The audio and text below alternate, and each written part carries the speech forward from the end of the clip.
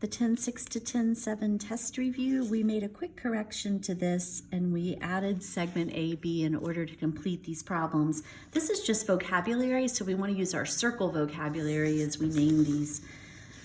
AD is a chord. It's connecting 2 points on a circle, but a better name for it, since we see that it passes through the center, this is going to be the diameter of the circle. GE is a segment, but notice it stays completely outside the circle. It simply brushes it at point F. That makes it a tangent. For C, A is the vertex of this angle. Angle BAD has its vertex on the circle. And if the vertex is on the circle and the sides of it are both chords, that makes it an inscribed angle.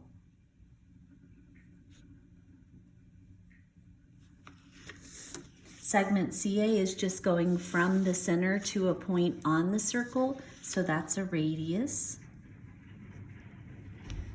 Line KG is not really a line, it's actually a segment in the picture. We could change those to endpoints. But regardless, at least a portion of it is outside the circle and it intersects the circle at 2 points. That's going to make it a secant. And then segment HB is connecting 2 points on the circle, stops at H and B, so that's a chord. All right, the angles are inside the circle, so in that case, they're not intersecting at the center. We can see that X is a congruent to this vertical angle here. That angle cuts off the 47 and X cuts off the 116.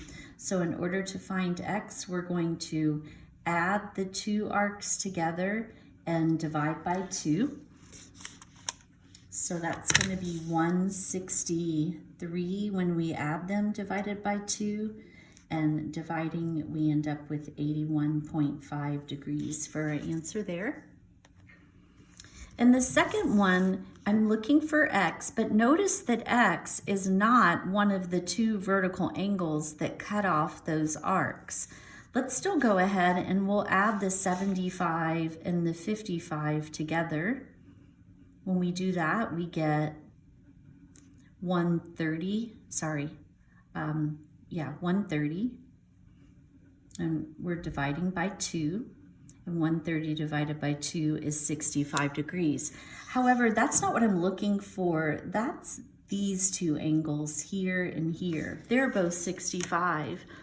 But remember, anytime two angles lie along a line, they make a linear pair. So those two angles are going to be supplementary to one another. So we just need to do 180 minus 65 to come up with that missing angle. And that's going to leave us with 115 degrees there.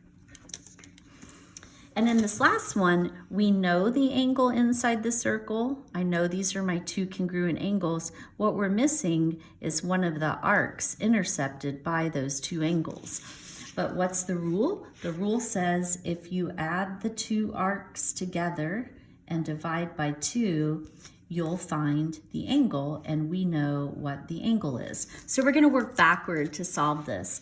Let's break up the fraction by just doubling both sides to start with, so the 2's will cancel out. And we have 154 plus x is equal to 256 when you multiply.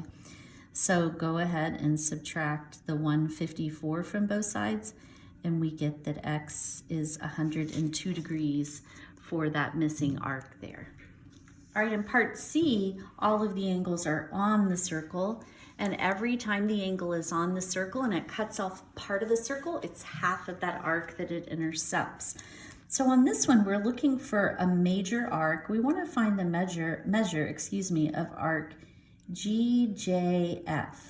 Well, we have to do a little working backward here. The 82 degrees is this angle. It makes a linear pair with that angle. So if we subtract it from 180, I know that the angle is 98. That 98 degree angle cuts off this red arc. The angle is half of the arc, so we need to double 98 to get the measure of the arc. and that's going to give us 196 degrees for the measure of that major arc. In this one, we're looking for angle 3, which is on the circle. So I'm looking for this angle. That angle cuts off this arc, and I know the arc, so it's just half the arc. We just take 220 and divide by 2, and we get 110 for the measure of angle 3. And then here we're looking for the measure of angle ABD. Vertex B is on the circle.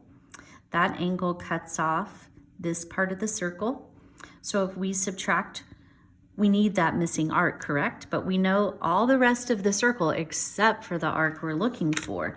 So if we subtract the 154 from 360, that leaves us with 206. So this arc is 206 degrees, and we want to take that and cut it in half to find the measure of the angle. So half of that is 103 degrees. That's the angle measure there. When the angle is outside the circle, the angle itself usually or always, as long as they're sequenced and they pass through the circle, it cuts off two arcs, the bigger one being kind of as it exits the circle. So the rule says that you take the two arcs that are intercepted by the angle and you don't add them like we did in part B, you subtract them and divide by 2 in order to get the measure of angle 1. So when 92 minus 43 is 49. So we have 49 divided by 2. And half of 49 is 24.5 for the measure of angle 1. Right? Now we're missing arc BD. We actually know the measure of the angle outside the circle, and we know the measure of the arc as it exits the circle, but we have to find X. So I'm going to write the equation here and work backward. How do you find the angle? You take the two arcs that it cuts off, you do the one where it exits minus the one where it enters and divide them by 2. You subtract those two arcs, cut them in half, and that's how you find the angle, and the angle is 35. So we want to solve for X. We'll go ahead and multiply both sides by 2 to cancel that out. So we have 108 minus X equals 70. Solving for X, I can go ahead and subtract 108 from both sides. When we do that, we end up with negative 38. And then you can just divide both sides by negative 1, and you get that X is 38 degrees. Okay. In this one, we're looking for angle W, which is outside the circle. Angle W cuts off arc 106 on the way in, and on the way out, it basically cuts off the rest of the circle, cuts off the entire circle. So how can I find the blue arc? Well, if this piece is 106, we know that the total number of degrees in that circle is 360. We're just going to subtract 106 from 360. So that gives us 254 for this arc. So to find the measure of W, we want to do 254 minus 106 and divide that all by 2. 254 minus 106 leaves us with 148. And then we want to take the 148 and divide by 2, and we end up with 74 degrees for the measure of angle W. Okay, arc JNM, J to N all the way to M. This is similar to what we did over here. We're just missing the bigger of the two arcs this time. This is the one that's missing. Let's just call it X for right now. We know the angle. So how did we find the angle outside? We subtracted the two arcs that were cut off by the angle. Notice there's a little piece of the circle that it doesn't cut off. So it cuts off 111 on the way in and some unknown amount on the way out. So it's that unknown amount minus 111. If you divide that by 2, that's how we found the angle that was 47 degrees. So we're going to want to double both sides, multiply both sides by 2. That'll cancel out, and you get X minus 111 is equal to 94. Add 111 to both sides, and we're going to get that x is 205 degrees. All right, now moving on to segments. So these segments are two chords intersecting. The product of the pieces are equal. So on the red chord, I have x and 10. 10 times x is equal to. And on the blue chord, I have pieces 5 and 12 is equal to 5 times 12. 10x is equal to 5 times 12 is 60. Divide both sides by 10, and we get that x is 6. For this one, we have parts of the secant here.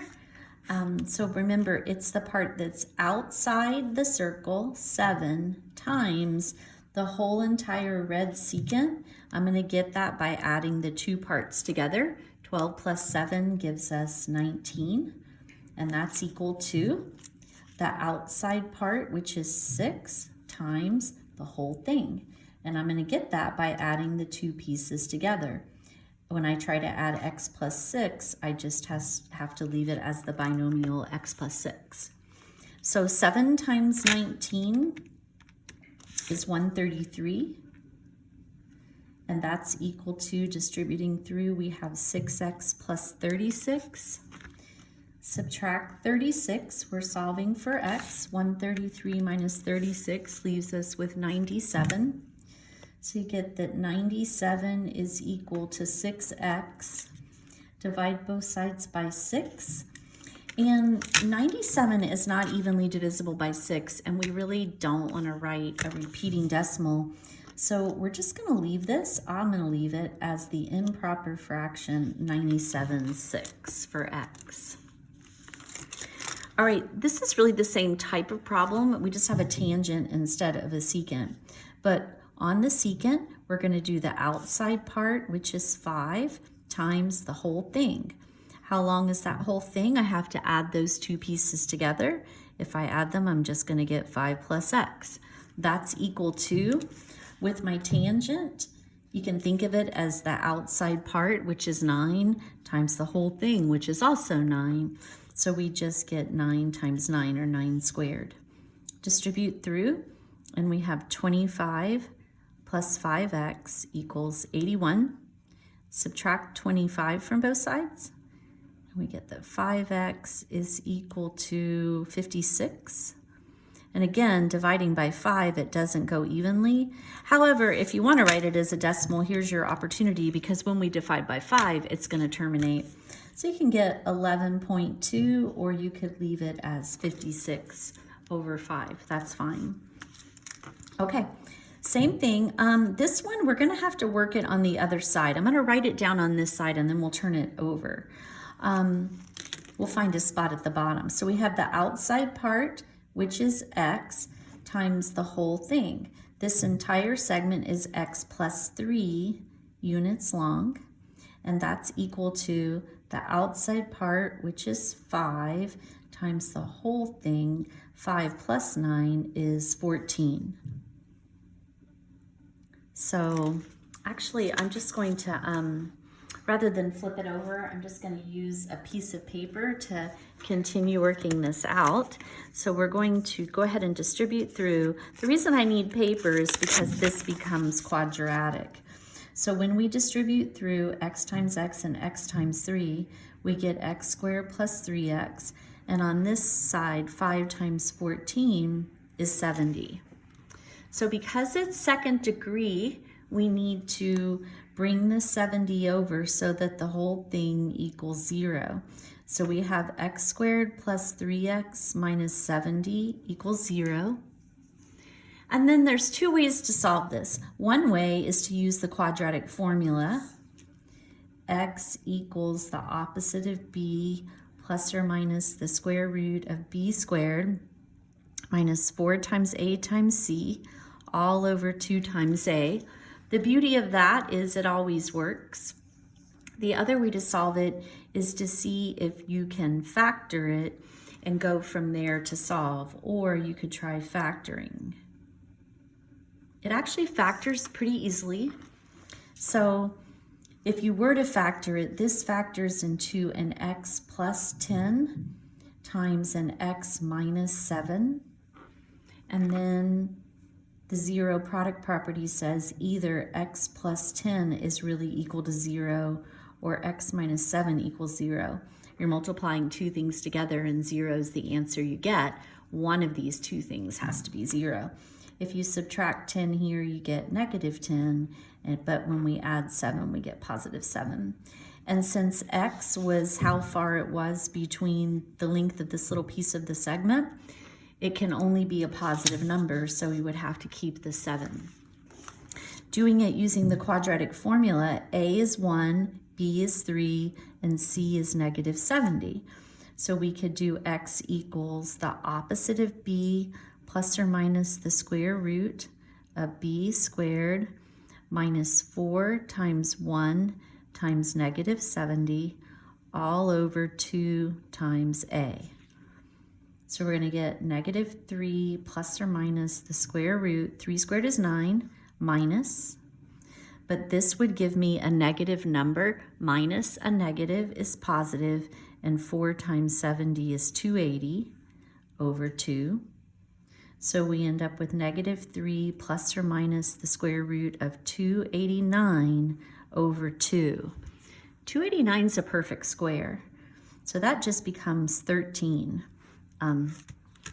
The square root of 289 is, 17. So it's negative 3, that's 169, plus or minus 17 over 2. And again, we only want a positive value. X can only be positive, so we don't have to do the negative root in this situation.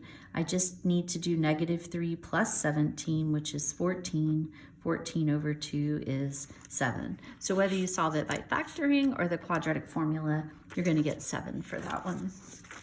So x equals 7. Put C, I don't know, where did you write that so that you remind yourself where to look for that? All right, looking at our circles, if the center's at the origin and the radius is 4, it'll just be x squared plus y squared. Our radius squared is 16. When the center is at negative 2, that'll be x plus 2 squared. The y coordinate's 0, so it's just y squared. The diameter is 16, that means the radius is 8. And when we square the radius, that'll be 64. So those are the equations of our circles. And this one I had you put that this was the ordered pair right here. This is the ordered pair 1, 4. And this is the center of our circle. We're counting by 2's down here, so we've gone over 2, 4, 6 and up 2, 4. The center is at 6, 4. So I can look at it and see I'm going from 1 to 6, my radius is 5, and the center is at 6, 4. So this will be x, it's a positive 6, x minus 6 squared plus y, it's a positive 4, so minus 4 squared, and that equals our radius squared when we plug it in, so that equals 25. All right, in this one, we have to find the radius. This is the radius. Notice it's going a little past that grid mark there. I can't just see what the radius is, but I can go ahead and drop my right triangle where this side is 3 and this side is 3. So I need to do the Pythagorean theorem to find the radius. 3 squared plus 3 squared equals the radius squared. 9 plus 9, 18 equals the radius squared. Take the square roots, and the radius is the square root of 18, and the center is at 3, 3. So my circle will be, those are both positive 3's, so it's x minus 3 squared plus, it'll also be y minus 3 squared, and then when you plug the radius in and square the square root of 18, you just get 18. All right, naming the center and radius, that's a positive 5, so the center's at negative 5. That's a minus 9, so it's at positive 9. And whatever this number is, whether we like it or not, the radius is the square root of that number. I can't take the square root of that, so that's the answer. Changing it to standard form, we're going to need to complete the square. The first thing we do is group up our x's and save a little room. Group up the y's and save a little room. And then we want to move the 4 to the other side. So I'll subtract 4 from both sides. So it equals -4. Now we go through and we go through the process of completing the square. Cut that in half. Half of that is 4. Square 4. 4 squared is 16. Be sure you also remember to add it to the right. Then we move on to the next trinomial. Half of -4 is -2. But -2 times -2 is +4, and that's what I want to be sure I add to both sides. Now we know that we made those as perfect square trinomials, so each one of them will factor into a single binomial squared. So the square root of x squared is x, the square root of 16 is 4, and that's going to be plus. The square root of y squared is y, the square root of 4 is 2, and that's going to be minus. And then when we combine these terms over here, those 4's will cancel out and we just get 16. So there it is, it's in standard form. The center would be at -4, +2, and the radius would be 4. So all circles are going to be similar to each other. They have the same shape, just a different size, because you can map any circle onto another. For instance, I could take this circle and I could make it look exactly like that one if I were to, this is not the best example because we're counting by 2's on this graph, but this center is at 6, 4, and this one is at 3, 3. So I would have to move it down 1 and over 3 to put it at 3, 3. And then this one actually had a larger radius because we were counting by 2's. So you would then shrink this one down until it was a perfect fit with that circle. So we did that by sliding it. So that's a translation. By translating and or dilating to show that changing the size of it is a dilation. So how would we move this circle onto that one? Well, for this, I would like to quickly grab a piece of graph paper so we can look at it. All right, so the first circle has its center at, that would be a +1 and a +3, and the radius is equal to 3. I haven't thought this out very well, so I hope I planned ahead. So the first circle is at 1, 3 with a radius of 3. So we could go out 3 in all directions and our circle essentially looks like that. That's circle A. I want to map it onto circle B. Let me zoom back out, sorry. Circle B has its center at -7, -1, and its radius is equal to 6. That's circle B. -7, -1 with a radius of 6. So if I go left, 1, 2, 3, 4, 5, 6, 7, 1. So there's the center, and the radius is 1, 2, 3, 4, 5, 6. 6. So it's going to go off the paper there, but it looks essentially like that. And this is circle B. So what could I do to get A to look like B? Well, the first thing I could do is grab A and slide it left and down. How far left did I move it? 1, 2, 3, 4, 5, 6, 7, 8. So it went left 8. And it went down 1, 2, 3, 4. So what am I doing? I'm translating it, correct? So I'm translating it. The first thing you do is translate left 8 and down 4.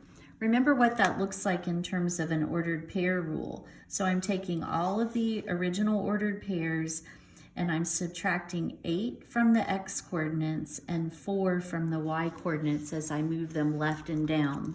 Once I do that, here's where A would be sitting. Remember that A had a radius of 3. So A would now be sitting like this. There's A prime. So what would I need to do to A prime? I would need to take, its radius is 3. If the radius is 6, if I blow it up and push it out, it would completely overlap this one. Therefore, it's been mapped onto it. How would I do that? I would need to double the radius to make it 6. So my scale factor is 2. It's an enlargement, but it needs to be centered at, not at the origin, but at the center, -7, -1. So once we get there, we enlarge it around that point. So after we translate it, we follow it up with, followed by a dilation.